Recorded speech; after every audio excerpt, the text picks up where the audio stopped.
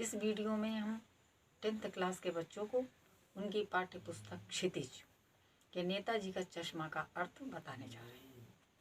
तो बच्चों, पहले ये सोचो, नेताजी का चश्मा ही शीर्षक क्यों रखा गया? इसमें नेताजी के चश्मे को लेकर के कि उसमें मतलब चश्मे को लेकर के इसमें ये बताया गया है कि लोगों को उनका कितना ध्यान था, कितना उनका ध्यान रख रहे थे कि नेताजी के चश्मे में कोई भी दिक्कत किसी प्रकार की नहीं आए। तो और इस पाठ के लेखक हैं स्वयं प्रकाश जी, जिन्होंने ये बताया है कि देशभक्ति, चश्मा का कोई अर्थ नहीं है कि वो चश्मे का ही खाली लगा देना है और उतार देना है, ऐसा कुछ नहीं है, बल्कि इसमें देशभक्ति का दिखाया गया है कि सुभाष चंद्र जी कितने प्यारे थे सबको। और क्यों प्यारे थे? क्योंकि देश जो है केवल समाज, घर या कई शहरों को मिलाकर या चारों दिशाओं के जितना भी चारों दिशाओं के भूभाग हैं उनको मिला लो तो उससे बने, ऐसा नहीं होता है। देश हमारा पूरा, जहाँ की प्रकृति, पेड़ पौधे, नदी, सबको मिल करके, सबके सहयोग से, सबकी सहानुभूति से, जो जिस प्रकार को जैसा जिसको सहयोग कर मिलता है, जब वो व्यक्ति करता है तभी एक देश का निर्माण होता है। और इस देश के निर्माण के लिए जो लोग समर्पित होते हैं वो सच्चे देशभक्त कहलाते हैं। तो इसमें यही बताया गया है कि नेताजी सबको कितने प्रिय थे। आपको मालूम होगा कि हमारे देश के लिए कितने ही नेता, कितने ही देशभक्त कुर्बान हुए हैं। तो उसमें से एक नेताजी थे। अब हम आगे पढ़ रहे हैं कि हालदार साहब को हर 15वें दिन कंपनी के काम के सिलसिले में उस कस्बे से गुजरना पड़ता था। कस्बा बहुत बड़ा नहीं था जिसे पक्का मकान कहा जा सके। तो इसमें एक छोटे से गांव का वर्णन है कि हालदार साहब को, हालदार कौन होते हैं? जो अपने गांव का, अपने नगर का, अपने शहर का जो निरीक्षण करते हैं। अब उनको हवलदार कह लेते हैं। पहले हालदार होते थे। एक आदमी रखा जाता था कि गांव में जाकर के देखो सब ठीक ठाक है, किसी प्रकार की कोई परेशानी तो नहीं है, तो उनको हालदार कहते थे। तो हालदार हर 15वें दिन कंपनी के काम के सिलसिले में उस कस्बे से उसको गुजरना पड़ता था। उस कस्बे से वो जाता था। कस्बा बहुत बड़ा नहीं था जिसे पक्का मकान कहा जा सके, ऐसे कुछ ही मकान थे। तो कस्बे जो है, गांव जो है, वो छोटे छोटे होते हैं। उनमें कोई पक्के या कई मंजिल के इस प्रकार के मकान नहीं होते हैं। एक आधी पक्के मकान होते हैं, वो भी खाली ईंटों से बने होते हैं। सड़कें भी ऐसे ही कच्ची होती हैं, ऊबड़ खाबड़ होती हैं। तो गांव में ऐसा ही होता है, अभी भी है। बाजार जिसे कहा जा सके, ऐसा एक ही बाजार था। क्योंकि ये नहीं है कि क्योंकि छोटे होते हैं, कस्बे छोटे होते हैं, गांव छोटे होते हैं, तो एक बाजार से ही सबका काम पूरा हो जाता है। तो इसलिए एक ही बाजार था। और स्कूल लड़के और लड़कियों के अलग होते थे। जैसे शहरों में है एक साथ पढ़ते हैं लड़के और लड़की, परंतु गांव में लड़के और लड़कियों का अलग स्कूल होता था। छोटे मोटे कारखाने होते थे और एक नगर पालिका होती थी जो कि उस कस्बे की देख रेख रखती थी। अगर कोई समस्या है तो लोग नगर पालिका में जाते थे और वहाँ पर अपनी वो लगाते थे एप्लीकेशन कि हमारा ये काम होना है। तो उससे जो भी छोटा मोटा काम होता था वो नगर पालिका करवाती थी। इसके अलावा कोई सड़क कच्ची है, कोई पक्की है, इस टाइप में होती थी, तो यही नगर पालिका ही कहा जाता था। तो वो कच्ची सड़कों को थोड़ा बहुत पक्का करवा देते थे। कभी कुछ पेशाब घर बनवा दिए, कभी कबूतरों की छतरी बनवा दी, तो कभी कभी सम्मेलन करवा दिया। इसी नगर पालिका के किसी उत्साही बोर्ड या प्रशासनिक अधिकारी ने एक बार शहर के मुख्य बाजार के मुख्य चौराहे पर नेताजी सुभाष चंद्र बोस की एक संगमरमर प्रतिमा लगवा दी। ये कहानी उसी प्रतिमा के बारे में है, बल्कि उसके भी एक छोटे से हिस्से के बारे में है। तो एक बार जो है नगर पालिका के किसी उत्साही बोर्ड का प्रशासनिक अधिकारी ने, मतलब किसी के मन में ये बात आई तो उन्होंने, कोई प्रशासनिक अधिकारी के किसी के मन में आ गई, तो शहर के मुख्य बाजार के मुख्य चौराहे पर किसी के मन में ये बात आ गई कि हमारे नेताजी से प्रेम था उसको, तो उसने सोचा सुभाष चंद्र जी, नेताजी जो हमारे हैं सुभाष चंद्र बोस, जिनको नेताजी के नाम से जाना जाता है, तो उनकी एक प्रतिमा मुख्य चौराहे पर लगवा दी। और वो मूर्ति थी संगमरमर की। ये कहानी उसी प्रतिमा के बारे में है, बल्कि उसके भी एक छोटे से हिस्से के बारे में है। तो जो ये प्रतिमा वहाँ पर लग गई, ये प्रतिमा माने उनका जो स्टेचू होता है वो बनवा दिया गया, तो उससे बड़ा वहाँ पर बहुत ही, मतलब उस हिस्से का जो है बहुत अच्छा वो हिस्सा जो था बहुत अच्छा बन गया, लोगों को बहुत अच्छा लगने लगा, क्योंकि वहाँ पर नेताजी की प्रतिमा लग गई थी।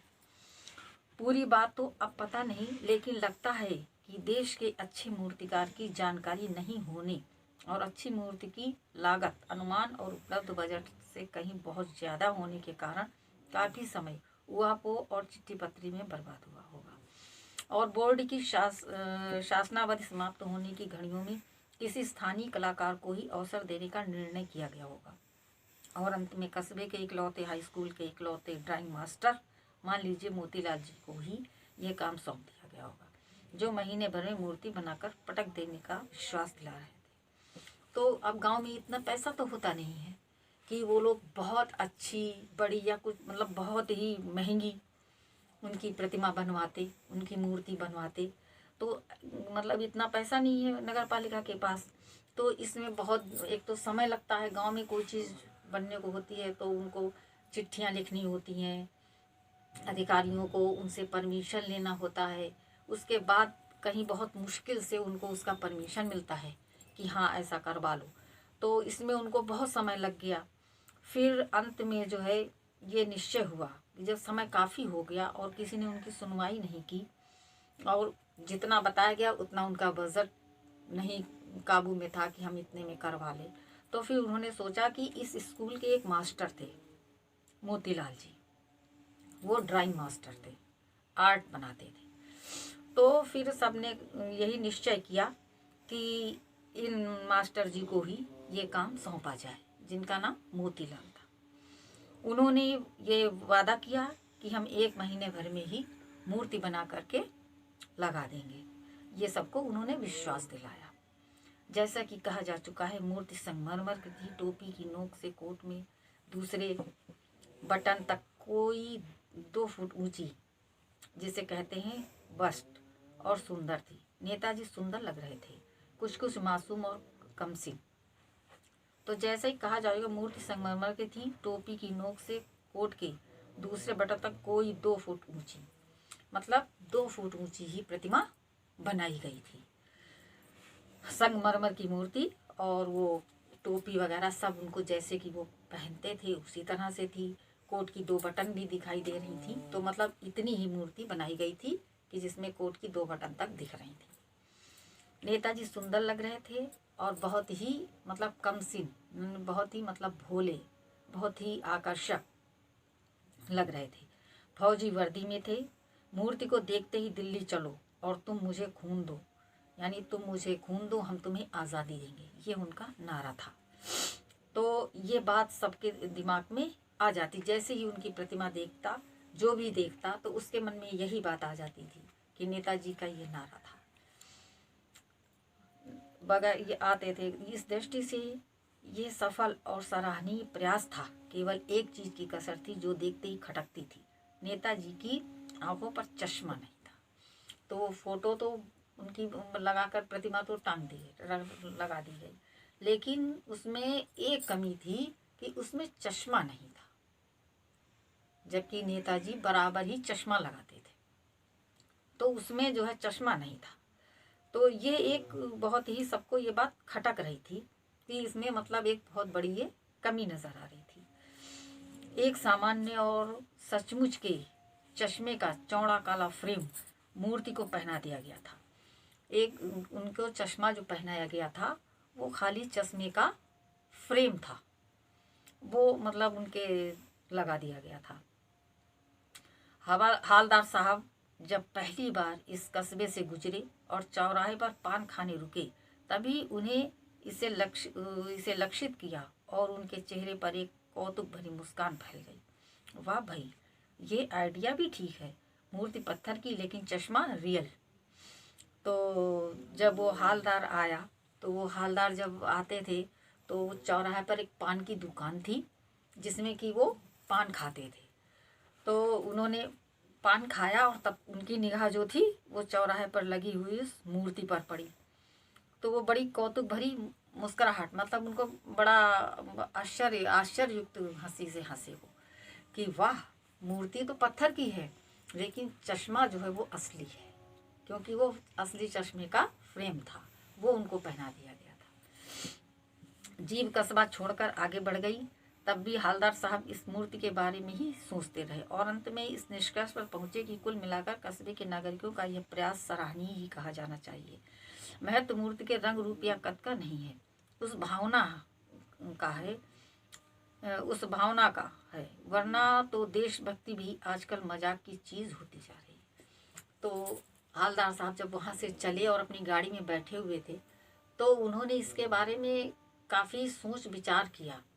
तो उन्होंने कहा कोई बात नहीं है, ये चश्मे की बात नहीं है कि उनको ये असली चश्मा लगा दिया गया, ये बात सिद्ध कर रही है कि लोगों के अंदर उनके प्रति कितना प्रेम है और देशभक्ति की भावना उनके अंदर झलक रही है। जो भी है वो ये अच्छा लग रहा है, क्योंकि आजकल तो देशभक्ति एक मजाक बन गई है। देशभक्ति के नाम पर लोग तमाम प्रकार की ठग विद्या करते हैं।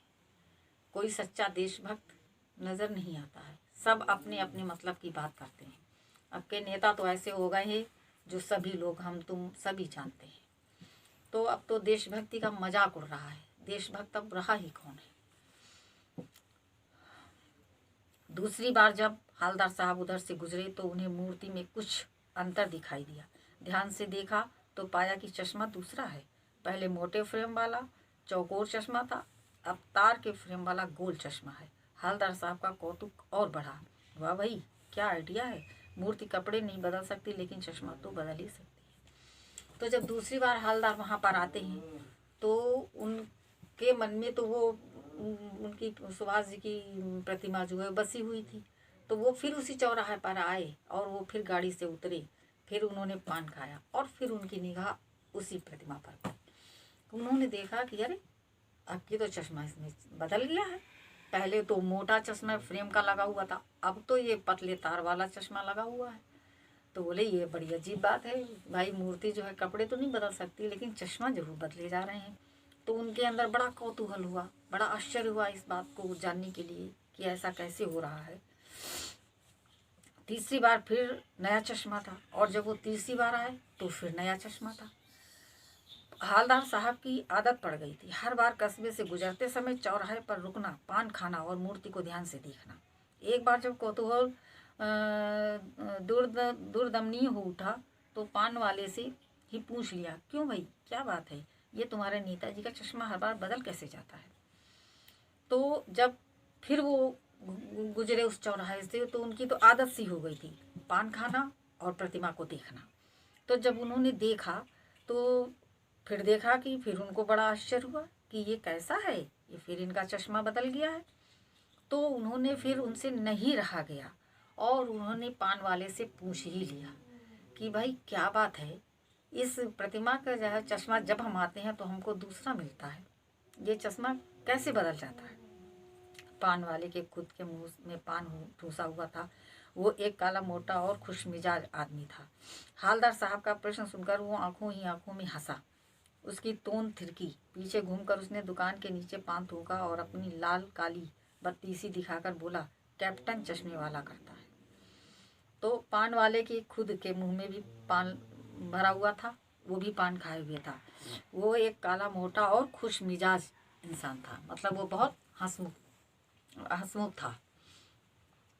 हालदार साहब का प्रश्न सुनकर के वो हंसा और बोला कि साहब, ये तो एक बहुत ही मज़ेदार बात है।